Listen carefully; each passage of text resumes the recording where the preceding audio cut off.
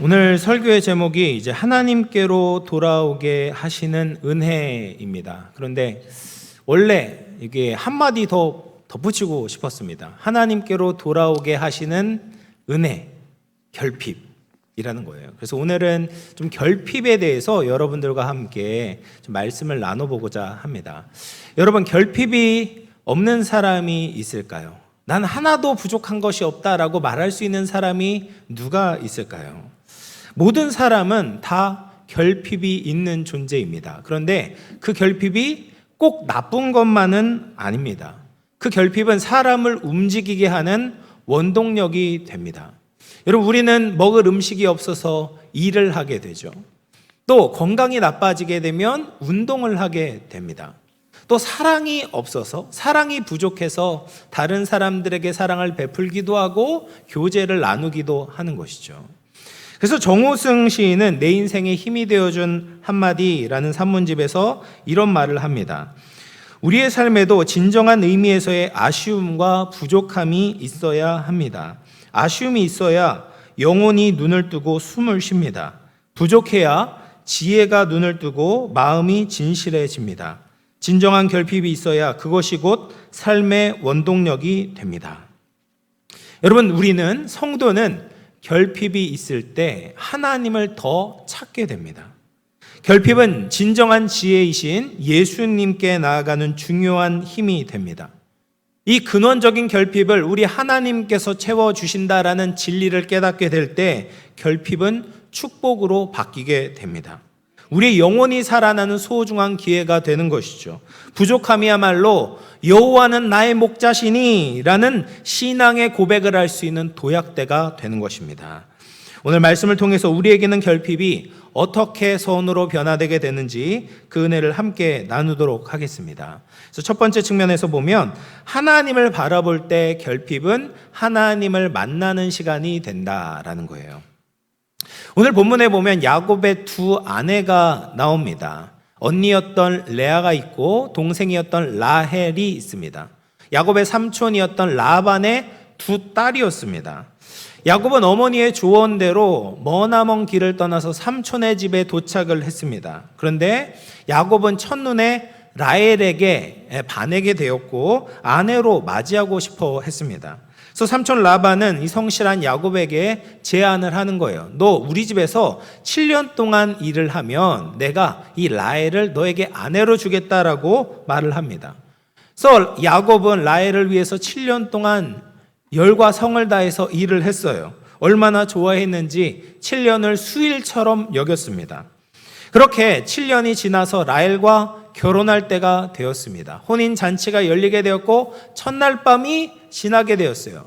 근데 아침에 일어나 보니까 야곱 옆에 라헬이 아니라 그 언니였던 레아가 누워 있는 거예요. 삼촌은 야곱에게 구차한 변명을 둘러댑니다. 우리 지방에서는 이 차녀가 먼저 시집 가는 일이 없다. 장녀를 먼저 보내야 된다. 그래서 어쩔 수가 없었다. 이 화가 난 야곱을 달랩니다. 대신에 7일 후에 너에게 라헬도 줄 테니까 너는 우리 집을 위해서 7년 동안 더 일을 해다오. 야곱은 어쩔 수가 없죠. 이미 레아가 아내가 되었으니까 라헬을 얻기 위해서는 어쩔 수 없이 그 삼촌의 제안을 받아들여야만 했던 거죠. 야곱은 이때 자신이 저지른 죄가 생각이 났을 겁니다. 7년 전에 아버지 이삭을 속였습니다. 형인 척 아버지를 속이고 에서 대신에 장자의 축복을 받았습니다. 그런데 그와 비슷한 일이 자신에게도 일어나게 된 거죠. 자신이 뿌린 것을 거두었다라는 생각을 했을 겁니다. 어쨌든 그렇게 레아와 라헬 두 명의 아내를 얻게 되었습니다. 라헬은 얼굴도 예쁘고 용모도 아름답고 야곱이 원래 좋아했던 여자였죠. 그런데 레아는 어떻습니까? 성경에 보면 시력이 약하다라는 표현만 있습니다. 그러니까 외모적으로 볼 때 어떤 긍정적인 표현이 전혀 나타나지 않습니다. 그리고 야곱에게 지금 1+1으로 시집을 갔습니다. 가장 소중한 결혼을 덤으로 한 것이죠. 이 신세가 얼마나 처량합니까? 그런데 거기에서 야곱은 이 레아를 아끼지 않아요. 별로 사랑하지 않습니다. 야곱의 입장에서도 이해가 되죠. 나 자신이 원하지 않는 여자 때문에 7년을 더 일하게 되었으니 얼마나 원망스럽겠습니까? 그러니까 레아의 결혼 생활이 행복하지 않는 겁니다. 힘든 거예요. 야곱과 라헬의 모습을 보면서 알콩달콩 지내고 싶은데 그들의 그 행복한 모습을 보면서 눈물만 흘릴 수밖에 없었던 거예요. 그런데 놀랍게도 여호와께서는 레아에게 먼저 자녀를 주셨습니다. 아마도 허니문 베이비가 아닐까 생각이 듭니다. 어쨌든 첫째 아들을 낳고 그 이름을 르벤이라고 이름을 붙입니다. 그 뜻은 보라 아들이다 라는 뜻이에요. 근데 이 이름의 뜻에 덧붙여서 뭐라고 이야기를 하냐면 여호와께서 나의 괴로움을 보셨다라고 고백합니다. 레아는 정확하게 하나님의 은혜를 깨달았습니다. 그녀가 야곱의 사랑을 얻지 못하는 것을 하나님께서 보시고 아들을 낳게 하셔서 그녀를 위로해주고 계시는 것이죠. 그리고 나서 또 레아가 두 번째 아들을 낳았습니다. 그 아들의 이름을 시므온이라고 짓습니다. 시므온은 이제 듣는다, 샤마라는 동사에서 파생된 단어예요. 그래서 레아는 여호와께서 나의 사랑받지 못함을 들으시고 이 아들을 주셨다라고 고백합니다. 레아가 두 아들을 통해서 무엇을 고백합니까? 하나님은 나의 고통과 아픔을 보고 계시고 나의 기도를 들으시는 분이다라는 것을 고백하고 있습니다. 사랑하는 성도 여러분, 우리에게는 이런 믿음이 있어야 합니다. 하나님은 나에게 아무런 관심이 없는 분이 아니라 나의 아픔을 아시는 분이다라는 것을 믿어야 합니다. 내가 고통 중에 있을 때 하나님의 눈과 귀가 나를 향해 있다라는 것을 믿어야 합니다. 혼자 남은 것 같을 때에도 하나님은 우리와 함께 하심을 믿음으로 바라보아야 합니다. 이 믿음이 있으면 하나님이 베풀어 주시는 위로를 알아차리게 되는 것이죠.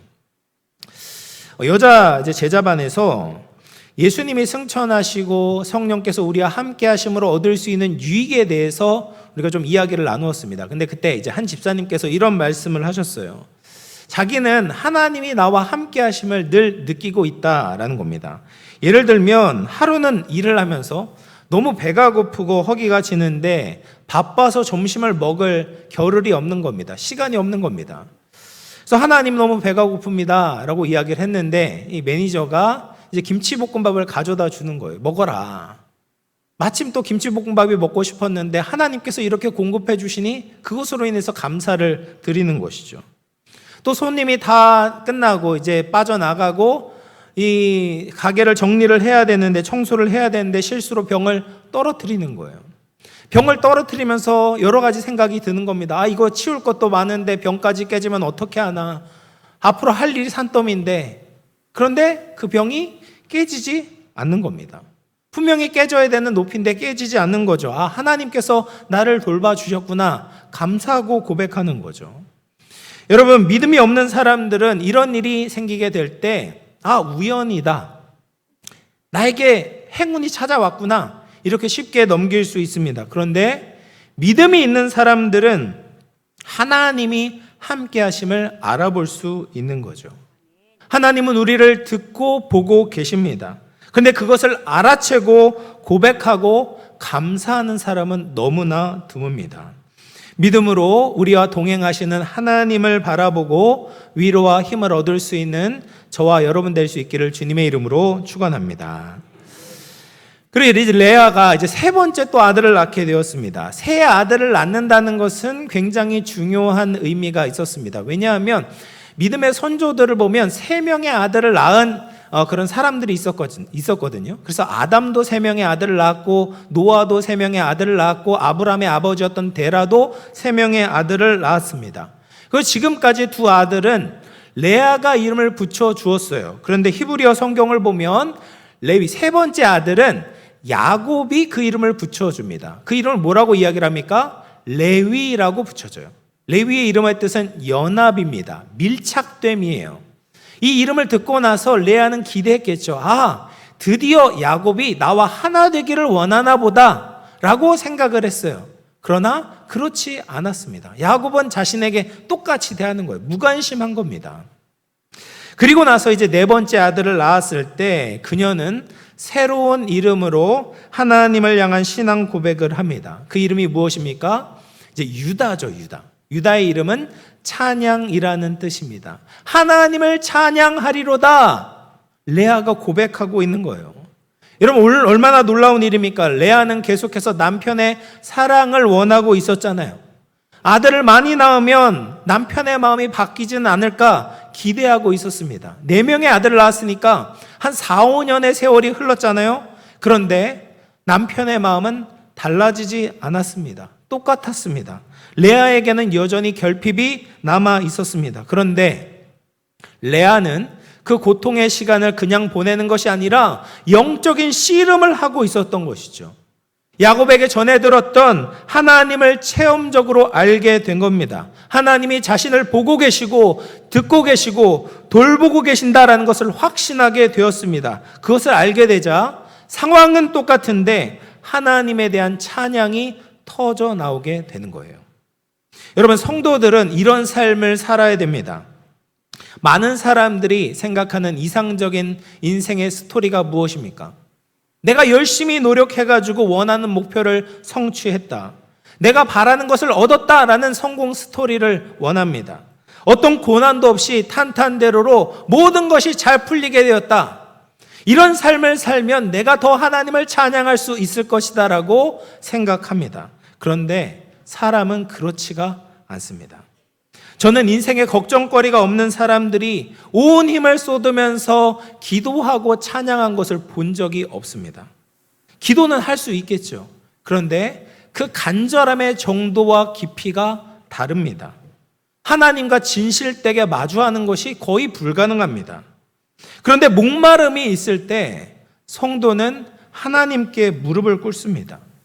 하는 일이 어려워지거나 또 경제적으로 어려운 문제가 생기거나 건강에 문제가 생기거나 자녀의 문제가 생기게 될 때 성도들은 간절해집니다. 내가 할 수 없는 문제를 마주하게 될 때 그 연약한 의지가 하나님을 찾게 되는 변화된 의지가 생기게 되는 거예요. 믿음이 있는 사람은 다른 곳이 아니라 하나님 앞에 엎드리게 됩니다. 그럴 때 하나님의 세심한 손길을 깨닫게 되고 하나님이 나를 보고 듣고 돌보고 계심을 알게 되는 것이죠. 아직 기도 제목이 남아 있어요. 아직 문제가 있습니다. 그러나 그것과 상관없이 하나님에 대한 신뢰가 깊어지게 됩니다. 남편의 사랑을 받지 못해 남아있는 그 빈 공간이 하나님의 충만한 사랑으로 채워지게 되는 거예요. 이것이 성도를 살게 하고 성도를 기쁘게 만드는 겁니다. 이런 성도의 모습이 하나님이 기뻐하시는 찬양이 되는 것입니다.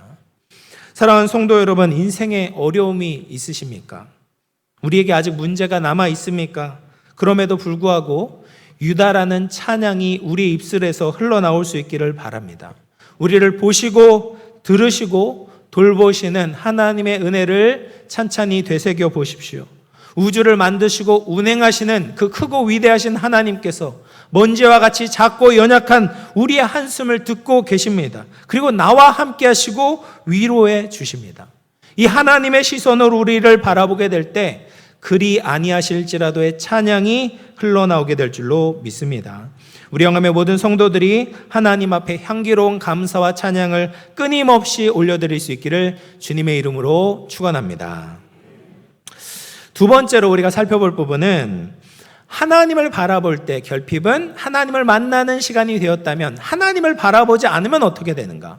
결핍이 우리에게 어떤 작용을 일으키고 괴롭히게 되는가를 같이 살펴보도록 하겠습니다. 레아가 4명의 아들을 낳게 되었을 때 라헬은 한 명도 자녀를 출산할 수가 없었습니다. 레아에게 있어서 남편의 무관심이 결핍의 근원이었다라고 한다면 라헬에게 있어서는 이제 자녀가 없는 것이 그녀의 고통의 원인이었던 것이죠. 그런데 라헬은 안타깝게도 레아와는 다르게 하나님의 시각으로 자신을 보지 못했어요. 창세기 30장 1절 말씀 같이 읽어보겠습니다. 시작. 야곱에게서 아들을 낳지 못함을 보고 그의 언니를 시기하여 야곱에게 이르되 내게 자식을 낳게 하라. 그렇지 아니하면 내가 죽겠노라. 레아는 어떻겠습니까? 하나님이 나의 고통을 보셨다라고 이야기를 하죠. 그런데 라헬은 지금 자기가 야곱에게서 아들을 낳지 않음을 보고 라헬이 보는 거예요. 라헬이 자신의 처지와 상황을 바라보고 판단하고 있는 겁니다. 여러분, 이것이 우리의 인생을 불행하게 만드는 진짜 원인입니다. 누구의 관점으로 자기를 바라보는가가 너무나 중요합니다. 하나님이 나를 듣고 나를 보고 계신다라는 믿음이 없으면 우리의 인생은 갈대와 같이 흔들리게 마련입니다. 여러분, 계속해서 라헬을 보십시오. 자기가 자신의 처지를 바라보니까 뭐가 생겼어요? 언니에 대한 시기가 생기게 되는 거예요. 하나님의 시선이 없는 사람들은 시기와 질투를 가집니다. 하나님께 나아가지 않으니까 사람만 보이는 거예요. 다른 사람이 가진 것과 내가 가지지 못한 것을 자꾸 비교합니다. 그러니까 시기가 생기게 되는 것이죠. 그런데 누구나 가진 것이 있으면 가지지 못한 것도 있잖아요. 레아는 자녀를 가지고 있지만 자녀 외에는 아무것도 가지지 못했습니다. 라헬은 자녀는 없었지만 외모도 있고 남편의 사랑도 가지고 있잖아요. 라헬은 하나님을 모르기 때문에 자신이 가지지 못한 것만 크게 보이고 시기에 빠지게 되었다라는 거예요. 뿐만 아니라 라헬은 또 어떻게 합니까? 야곱에게 원망의 소리를 내는 거예요. 내게 자식을 낳게 하라. 그렇지 않으면 내가 죽겠다라고 말을 합니다. 남편에게 바가지를 긁어요. 때를 씁니다. 야곱이 이어서 대답을 하는 것처럼 사람이 무슨 수로 자녀를 태어나게 할 수가 있겠습니까? 그것은 야곱의 능력 밖의 일인 것이죠. 그런데도 라헬은 야곱을 원망하면서 자기의 목숨을 버리겠다고 남편의 마음에 상처를 내고 있는 거예요. 왜? 자기의 눈으로 자신의 처지를 보면 사람에 대한 원망이 생깁니다. 남 탓을 해요. 부모 탓을 하고 배우자 탓을 하고 자녀 탓을 합니다. 부모가 많은 재산을 물려주지 않아서 나는 안 된다. 배우자가 나에게 잘해주지 않아서 나는 불행하다. 자녀들이 내 말을 듣지 않아서 나는 이렇게 힘이 든다. 그런 생각에 빠져 있으니까, 피해의식에 빠져 있으니까 가까운 사람, 사랑하는 사람들에게 입에 담지 못할 말을 하면서 상처를 주는 거예요. 그리고 창세기 30장 3절 말씀 같이 읽어보겠습니다. 시작. 라헬이 이르되 내 여종 비라에게로 들어가라. 그가 아들을 낳아 내 무릎에 두리니 그러면 나도 그로 말미암아 자식을 얻겠노라 하고. 그렇게 해서 라헬이 생각한 것이 무엇입니까? 자신의 몸종 비라에게로 야곱이 들어가서 그가 태어난 아들을 내 품에 안게 하라라고 이야기를 하고 있어요. 인간적인 방법을 사용해서 자신의 결핍을 채우려고 하는 겁니다. 그렇게 해서 나온 아들의 이름을 보십시오.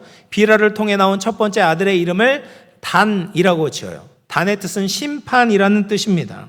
자신의 억울함을 풀려고 하나님께서 심판하셨다. 내가 억울하지 않다는 것을, 내 호소를 들으셔서 나를 의롭다라고 말씀하셨다라고 이야기를 하고 있어요. 여러분, 지금 라헬은 계속해서 다른 사람의 눈을 의식하면서 살고 있는 거예요. 이 단은 누구의 아들입니까? 비라의 아들이에요. 라헬의 아들이 아닙니다. 아무리 낳아도 이 라헬의 억울함을 푸는 것이 아니었어요. 또 두 번째 아들이 무엇입니까? 납달리라고 이름을 짓습니다. 납달리의 이름의 뜻은 경쟁이라는 뜻입니다. 라헬은 언니를 의식하면서 경쟁에서 이겼다라고 자기를 위로하고 있어요. 너무 유치하지 않습니까? 언니를 자기가 어떻게 이깁니까? 지금 언니 레아는 이미 4명의 자식이 있잖아요. 자기는 지금 대리모를 통해서 2명의 아들밖에 못 낳았는데 어떻게 언니와 경쟁해서 이길 수가 있습니까? 그럼에도 계속 스스로를 경쟁 의식에 묶어놓고 있는 거예요. 여러분, 하나님이 아닌 사람을 보는 사람은 자기를 자꾸 가두어 놓습니다.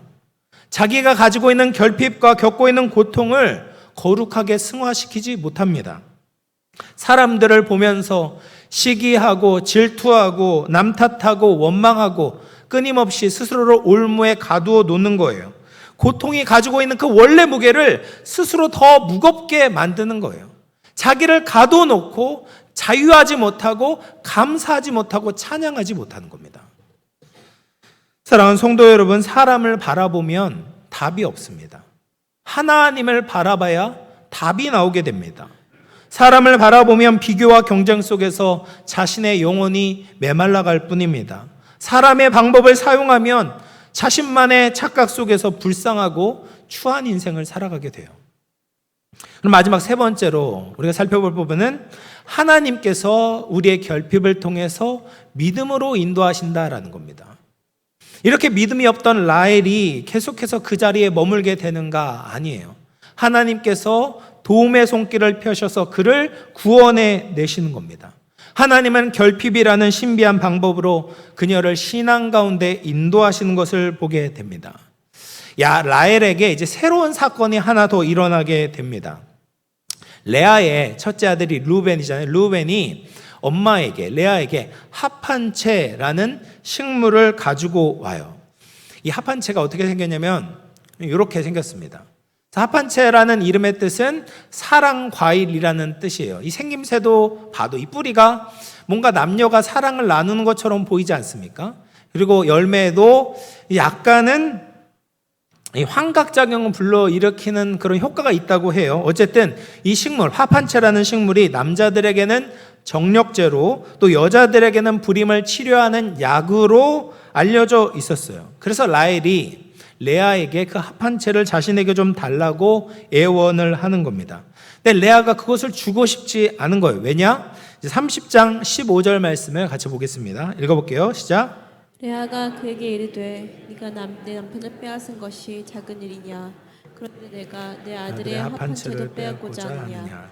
라헬이 이르되 그러면 언니의 아들의 합한채 대신에 오늘 밤에 내 남편이 언니와 동침하리라 하니라. 지금까지 라헬이 레아에게서 남편을 빼앗았다라고 이야기를 합니다.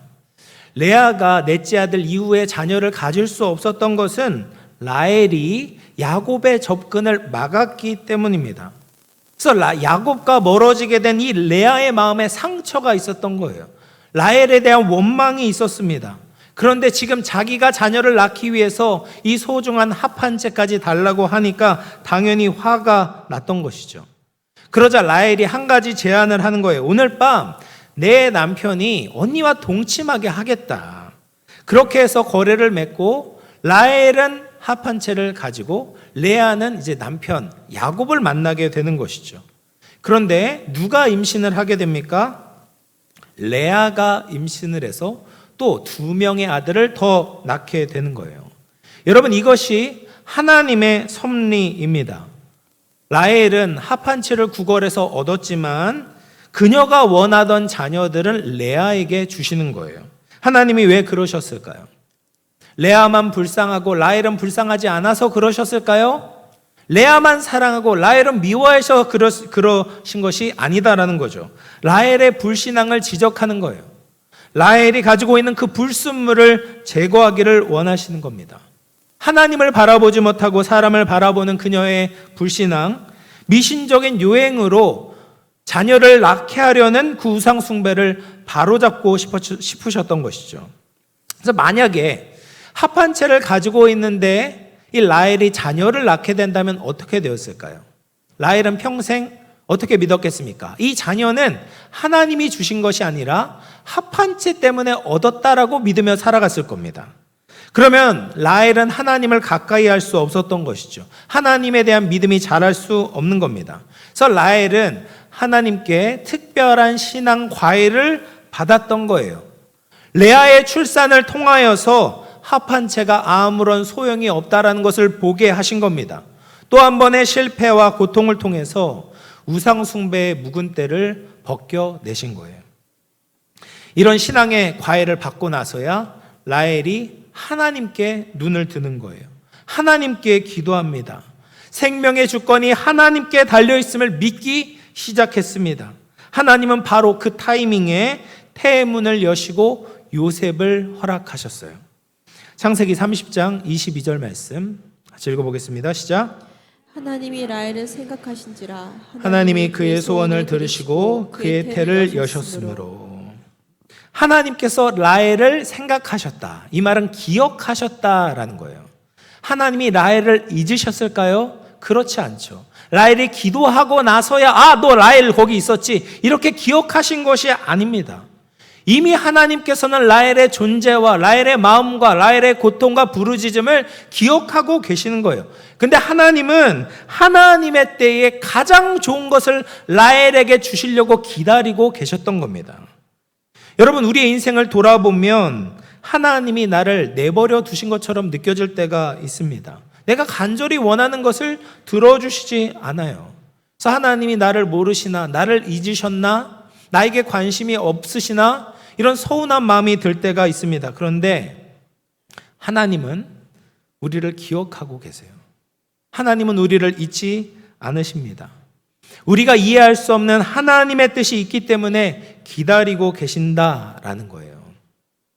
그래서 라헬이 비라를 통해서 두 아들을 낳았을 때 그 이름을 모두 다 이제 레아를 의식해서 지었잖아요. 심판이다, 경쟁이다 이렇게 지었어요. 그런데 요셉이라는 이름을 보면 라헬의 시각이 변화되었다라는 것을 알게 됩니다. 요셉이라는 이름에는 두 가지 의미가 있습니다. 하나는 하나님이 내 부끄러움을 씻으셨다라는 뜻이에요. 우리가 아무리 발버둥을 쳐도 우리의 부끄러움을 내가 씻을 수 없습니다. 세상의 방법을 사용하면 부끄러움이 쌓여갈 뿐입니다. 그런데 하나님께 나아가면 하나님께서 우리의 부끄러움과 허물을 덮어주시는 거예요. 깨끗게 해주시는 겁니다. 또 한 가지 요셉의 이름의 뜻이 있어요. 창세기 30장 24절입니다. 같이 읽어보겠습니다. 시작.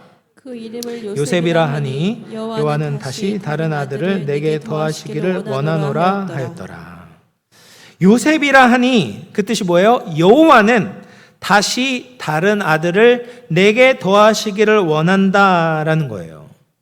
여호와라는 이름을 라헬이 여기에서 처음 부르는 겁니다. 여호와라는 이름은 특별한 관계 속에서 하나님께서 그의 자녀들에게 가르쳐 주신 이름이었습니다. 라헬이 여호와 하나님을 만나게 된 것이죠. 자신의 모든 시도가 실패로 끝나고 레아가 아들을 낳는 것을 보면서 라헬은 하나님께 매달리기 시작했습니다. 우리식으로 하면 새벽 기도에도 나가고 금요 기도에도 나갔겠죠. 그러면서 라헬의 하나님을 만나게 된 겁니다. 야곱의 하나님, 레아의 하나님이 아니라 라헬의 인생을 돌보시고 들으시는 하나님을 믿게 되었습니다. 그럴 때 부르는 하나님이라는 호칭은 그냥 머리로 하는 하나님이 아닌 겁니다. 신뢰 가운데 부르는 여호와라는 이름을 부르는 거죠. 그녀의 인생을 책임지시는 여호와라는 이름을 부르게 된 겁니다. 라헬은 여호와께 자신의 소망을 드리고 자신의 미래와 축복을 맡기고 있습니다. 여호와께서 앞으로도 자신을 기억하시고 복을 주시기를 믿음으로 요셉이라는 이름으로 고백하고 있는 거예요. 지난주에 이제 요한계시록 14장 말씀을 같이 나누었는데 거기에 이런 구절이 있습니다. 14장 3절 말씀을 같이 보겠습니다. 읽어볼게요. 시작. 그들이 보좌 앞에 내 내 생물과 장로들 앞에서 새 노래를 부르니 땅에서 속량함을 받은 14만 4천 밖에는 능히 이 노래를 배울 자가 없더라. 14만 4천 명은 하나님의 백성의 총수다라고 말씀을 드렸습니다. 그런데 이 하나님의 백성들이 새 노래를 부르고 있잖아요. 어린 양의 보좌 앞에 올려지는 새 노래를 부르고 그 새 노래가 천국에서 울려 퍼지고 있습니다. 근데 이 노래는 땅에서 속량함을 받은 성도들만 배울 수 있다라고 말합니다. 여러분, 하나님이 기뻐하시는 새 노래가 무엇일까요? 새롭게 작사 작곡한 노래이겠습니까? 물론 그것도 기뻐하시지만 여기서 말하는 새 노래는 그런 새 노래가 아닌 것이죠. 땅에서 속량함을 받은 성도들이 배우는 노래예요. 성도는 이 땅을 살 때 결핍이 있고 고난이 있고 어려움이 있습니다. 근데 그 고통 중에 성도들은 사람의 방법을 사용하는 것이 아니라 하나님의 은혜를 의지해서 구원을 받게 되죠. 하나님의 말씀의 능력으로 인도함을 경험하게 됩니다. 그럴 때 성도들은 새 노래를 부를 수 있어요. 내 삶 깊숙이 끌어오르는 그 하나님에 대한 진실한 사랑의 고백이 스며 있는 노래가 바로 새 노래인 거예요. 이 새 노래가 천국에 울려 퍼지게 되고 이 새 노래는 오직 성도들만 배우고 부를 수 있습니다. 레아의 입에서 찬양을 받으신 하나님께서는 라헬의 입술에서도 새 노래를 부르도록 가르쳐 주셨습니다. 라헬의 실패와 좌절을 사용하셔서 하나님을 붙들게 하시고 하나님을 바라보게 하셨습니다. 세상에 소망을 두지 않고 사람을 쫓아다니지 않고 그녀의 인생을 더하게 하시는 하나님을 인격적으로 만날 때 이전에 부를 수 없었던 진실된 새 노래가 하나님의 보좌 앞에 올려지게 되었습니다. 사랑하는 성도 여러분, 이제 말씀을 마무리하겠습니다. 우리도 이런 찬양을, 이런 새 노래를 불러야 될 줄로 믿습니다. 여전히 우리에게 머리 아프게 하는 고민이 있습니다. 실패가 찾아옵니다. 결핍이 있습니다. 그런데 그럼에도 찬양을 멈추는 것이 아닙니다. 오히려 그 결핍의 에너지가 성도들을 하나님께 나아가게 만듭니다. 그 아픔이 절박하게 하나님을 찾게 합니다.